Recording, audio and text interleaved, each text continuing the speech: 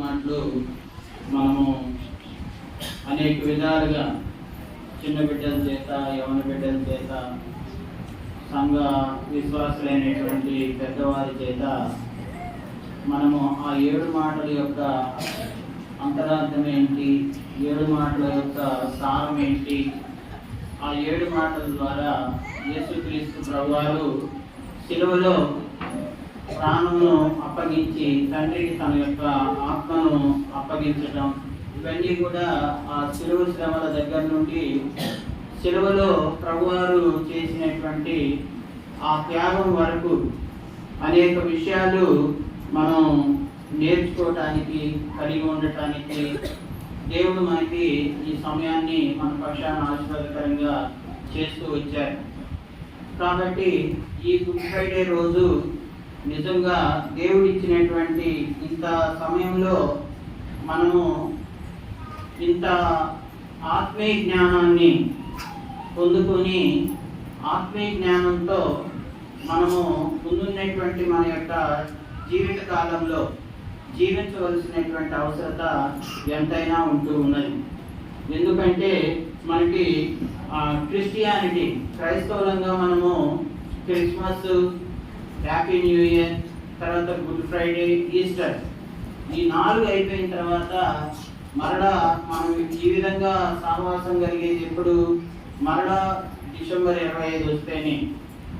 ఈ మధ్యలో ఉన్నటువంటి పీరియడ్ ఎక్కడ జీవిస్తూ ఉన్నాం, ఎక్కడ సహవాసం చేస్తూ ఉన్నాము, ఏమై ఉంటూ ఉన్నాము అనేది ఒకసారి ఈ చివరి గడియల్లో మనము ప్రశ్నించుకున్నట్లయితే నిజంగా ఈ గుడ్ ఫ్రైడే రోజు నీలో, అందరిలో దేవుడు తగినటువంటి కార్యం చేసి ఈ గుడ్ ఫ్రైడే వల్ల ఒక ఆత్మీయ మేలు పొందుకునేటువంటి వారుగా ఉంటారని నేను మీ ముందు నిలవబడి చెప్పేటువంటి మాటల ద్వారా మీరు కూడా ఇక్కడి నుంచి వెళ్ళేలోగా ఈ గుడ్ ఫ్రైడే యొక్క ప్రయోజనాన్ని మీరు మోసుకు వెళ్ళాలనేదే నా యొక్క ఆశగా ఉంటూ ఉన్నది.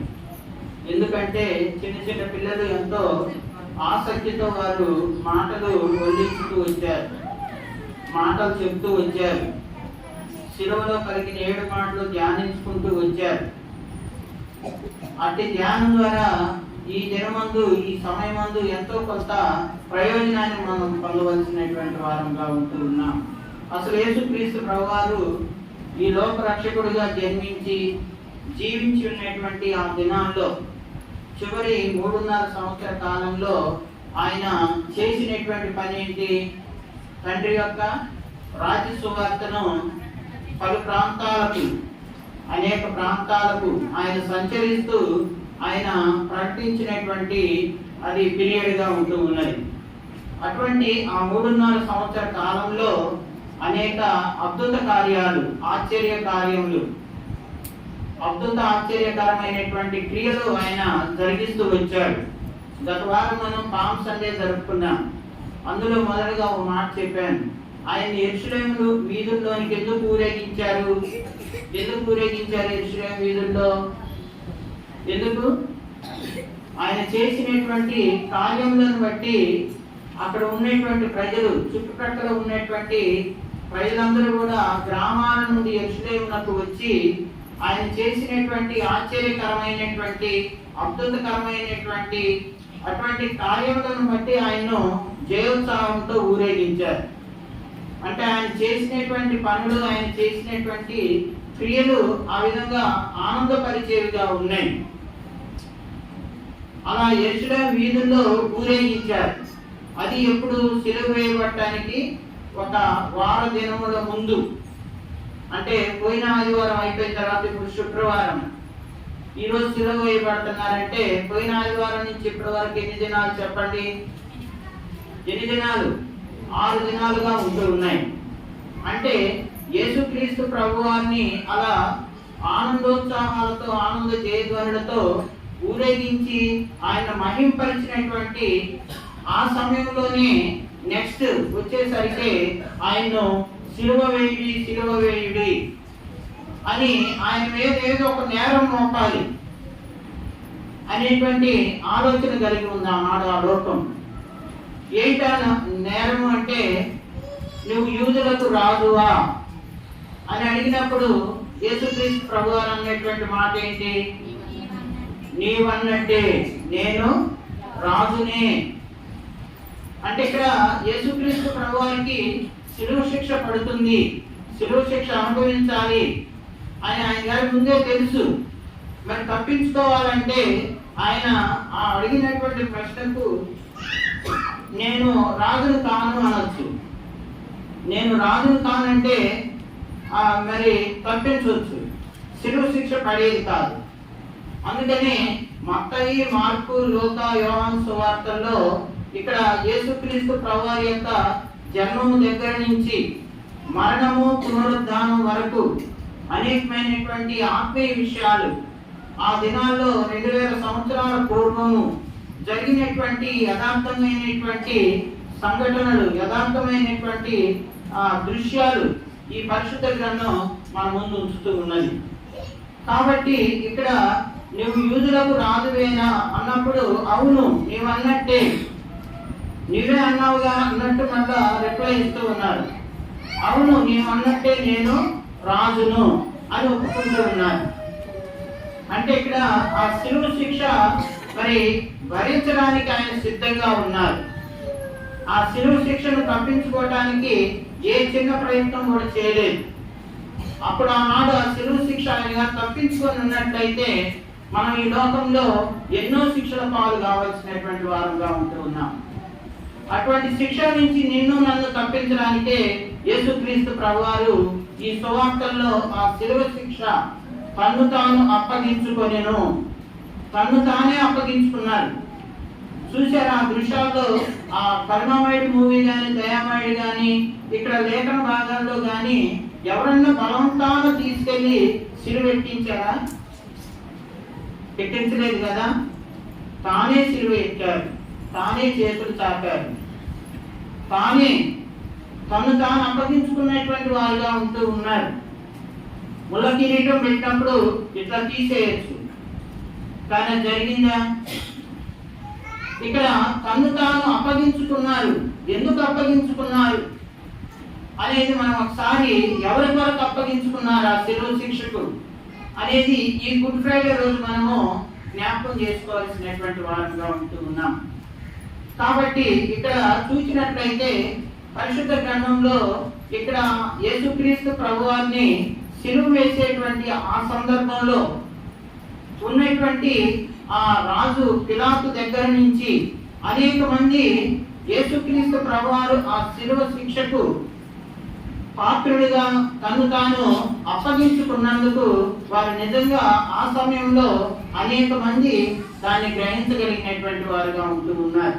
అటువంటి వారిలో చూడండి, మొట్టమొదటిగా చూస్తే ఆ లూకా సువార్త 23వ అధ్యాయంలో మొదటి 4 వచనాలు చూడండి. వారందరూ లేచి ఆయనను పిలాతు వద్దకు తీసుకొని పోయి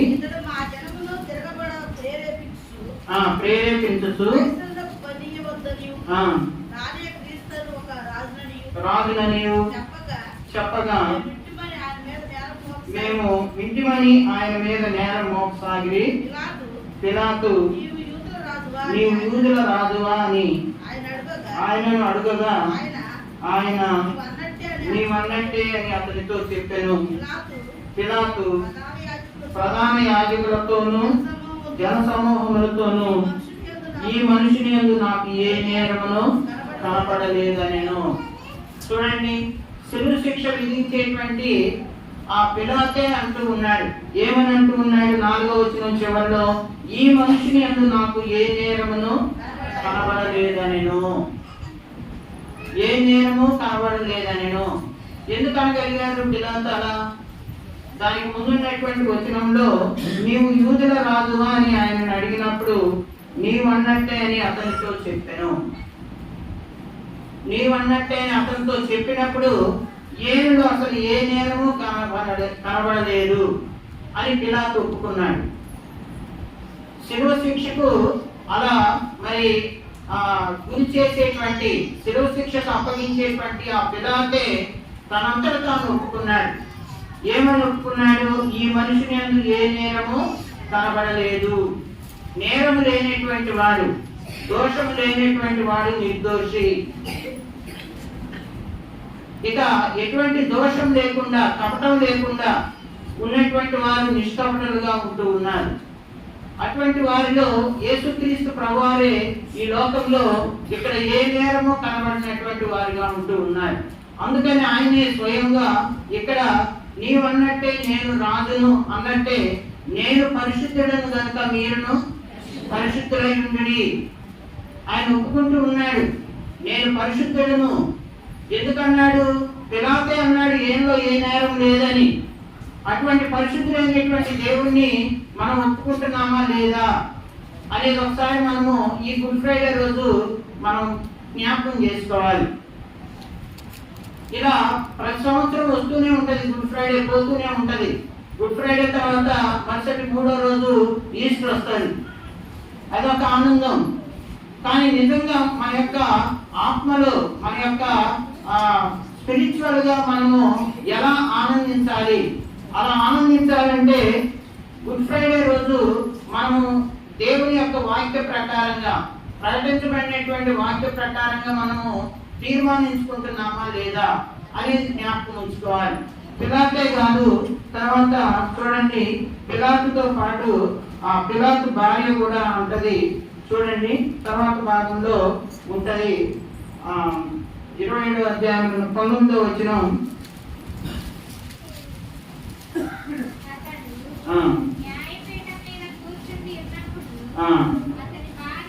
అతని భార్య నీవు ఆ నీతిమంతుని జోలికి పోవద్దు. పిలాతు భార్య ఏమంటుంది? నీతిమంతుని జోలికి పోవద్దు. పిలాతు భార్య ఏమని ఒప్పుకుంటుంది? ఆయన నీతిమంతుడని ఒప్పుకుంటుంది. దేవుని వాక్యం ఏం చెప్తూ ఉంది? నీతిమంతుని జ్ఞాపకం చేసుకున్నట ఆశీర్వాదకరము. నీతిమంతుని జ్ఞాపకం చేసుకున్నట ఆశీర్వాదకరము. ఇక్కడ ఎవరు నీతిమంతుడని? పిలాతే ఆయనలో ఏ నేరం లేదు కాబట్టి ఆయన ఆ సంగతి ఒప్పుకున్నాడు. పిలాతు భార్య కూడా ఏమంటుంది పిలాతుతో? నీవు ఆ నీతిమంతుని జోలికి వెళ్ళవద్దు. ఆయన నీతిని గురించి ఆయన భార్య ఒప్పుకుంటుంది. మనం ఒప్పుకుంటున్నామా లేదా నీతిమంతుడని? అటువంటి నీతిమంతుని గురించి మనము ఒప్పుకున్నామంటే ఈ రోజు ఈ సమయం ముందు ఆ నీతి నీకు దేవుడు దయచేస్తాడు. ఈ గుడ్ ఫ్రైడే రోజు అటువంటి నీతితో మనం ఆనందించేటువంటి వారంగా ఉందాం. కాబట్టి ఇక్కడ పిలాతు మరియు పిలాతు భార్య యేసుక్రీస్తు ప్రభువారి శిలువకు అప్పగించబడక ముందు ఇక్కడ వారు యేసుక్రీస్తు ప్రభువారిని గురించి వారు చెప్పినటువంటి సాక్ష్యం కావచ్చు. యేసుక్రీస్తు ప్రభువారిలో ఉన్నటువంటి ఆ మంచి లక్షణాలను బట్టి ఆయన గురించి వారే ఒప్పుకుంటూ ఉన్నారు. మనం ఎంతటి వారు చెప్పండి? ఆయనలో ఏ నేరము లేదు, ఆయన నీతిమంతుడని మనం ఒప్పుకుంటున్నామా లేదా, గ్రహిస్తున్నామా లేదా? అటువంటి గ్రహింపు లేనటువంటి వారు దయచేసి ఈ సమయంలో మరి దేవుని యొక్క వాక్య ప్రకారంగా ఆయన నీతిమంతుడు కనుక ఆయన మనల్ని సమస్త దుర్నీతి నుంచి ఆయన ఏం చేస్తాడు? మనల్ని ఏం చేస్తాడు? పవిత్రుడుగా చేస్తాడు అని దేవుని వాక్యం చెప్తూ ఉంది. కాబట్టి మనం కూడా పవిత్రపరచబడాలి.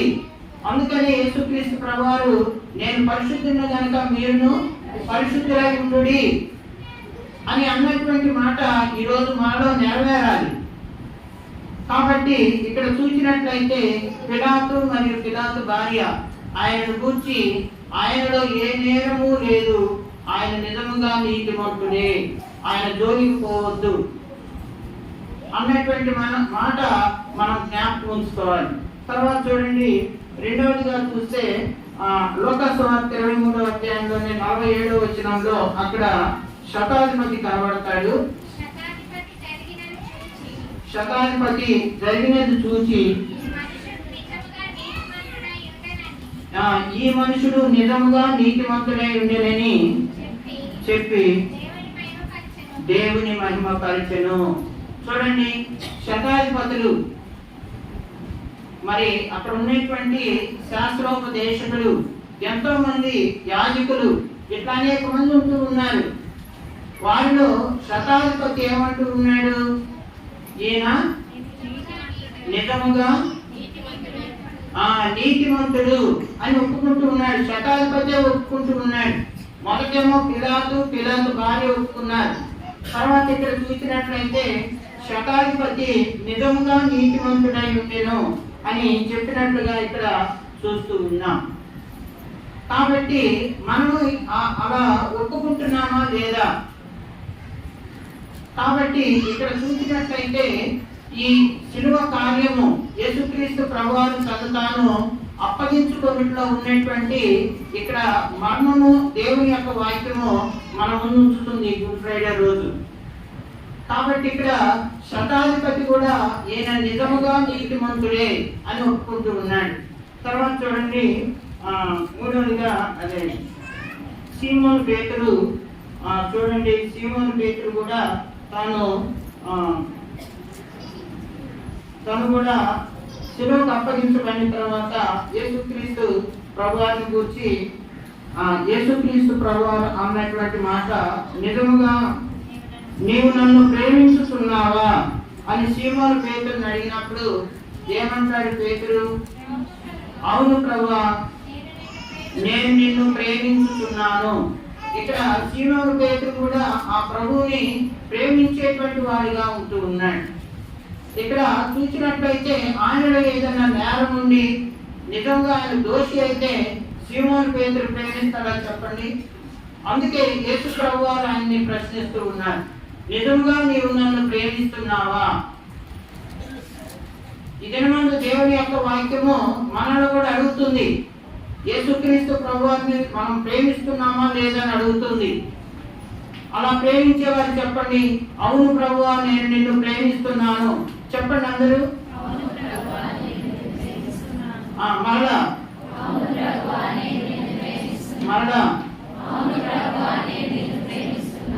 సీమోను పేతురు అలా ప్రభువుని ప్రేమించినటువంటి వాడిగా ఉంటూ ఉన్నాడు. ఆయనలో ఏ నేరము లేదు, తర్వాత ఆయనలో ఏ తప్పిదము లేదు, కాబట్టి ఏ కపటము లేదు. కాబట్టి సీమోను పేతురు యేసుక్రీస్తు ప్రభువారిని ప్రేమించినటువంటి వాడుగా ఉంటూ ఉన్నాడు. తర్వాత చూడండి మరొక మాట, కురేనీయుడైనటువంటి సీమోను తను ఉన్నటువంటి మార్కు సువార్త 15వ అధ్యాయము 21వ వచనంలో, మార్కు సువార్త 15:21లో కురేనీయుడైన సీమోను ఒకడు ఆ మార్గమున పోవుచుండగా ఆయన సిలువను మోయటకు అతన్ని బలవంతం చేసి అతడు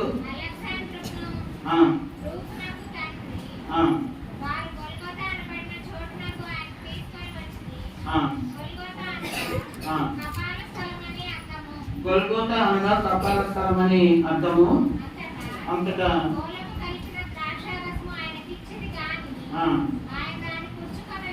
పుచ్చుకొనలేదు.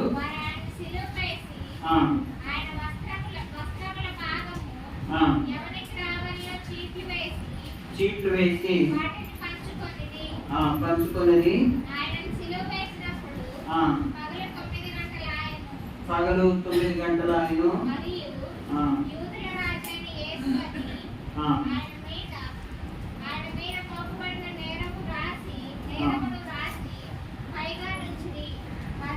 ఇక్కడ చూడండి, వారు వెళుతుండగా కురేనీయుడైన సీమోను ఒకడు కనబడగా ఆయన సిలువ మోయుటకు అతన్ని బలవంతము చేసిరి.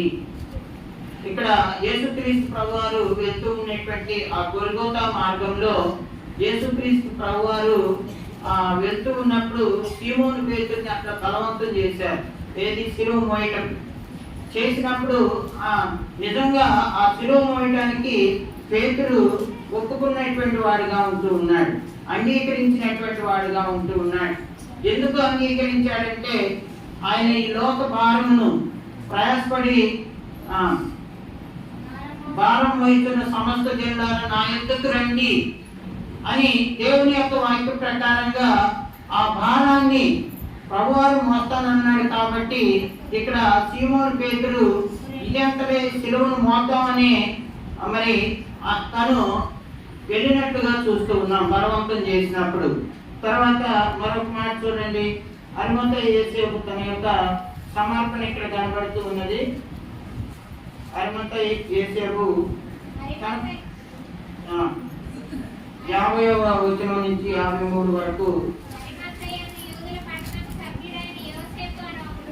యేసేపు అని ఒకడుండెను,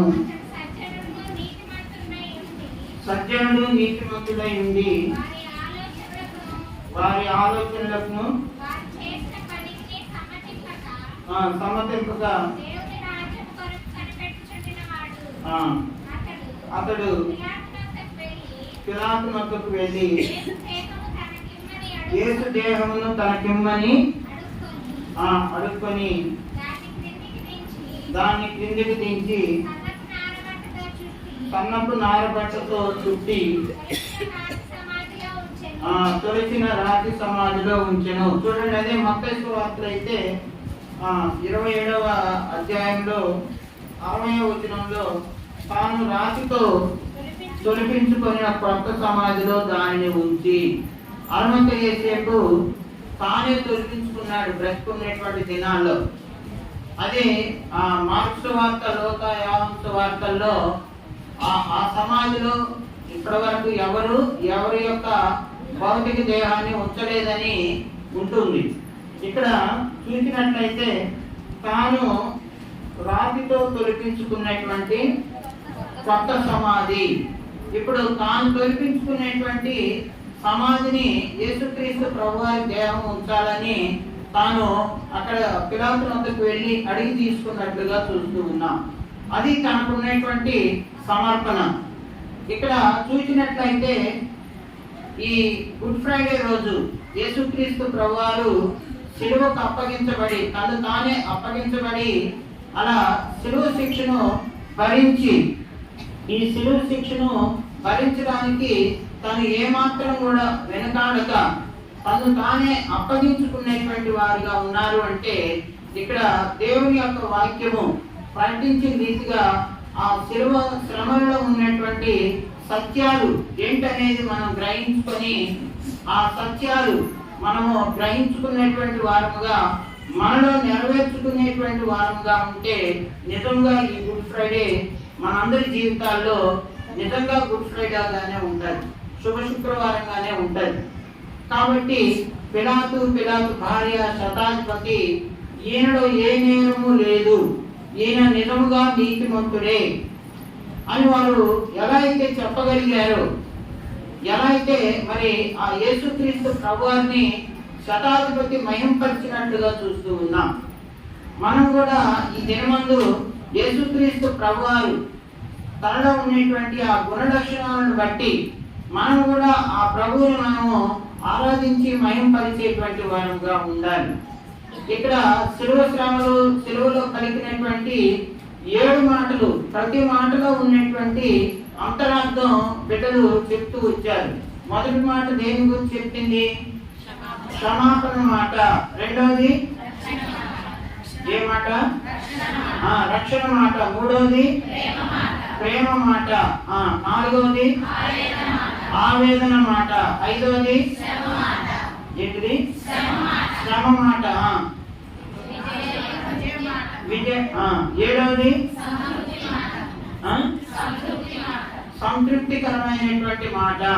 ఇలా ప్రభునందు ప్రియులారా యేసుక్రీస్తు ప్రభువారు పలికినటువంటి ఈ 7 మాటల ద్వారా తాను సిలువకు అప్పగించబడినటువంటి వారిగా ఆ సిలువలో తాను ప్రాణం పెట్టి మన కొరకు, ఆయన ప్రాణం పెట్టడానికి ముందు అనేక శ్రమలు ఓర్చుతూ వచ్చారు.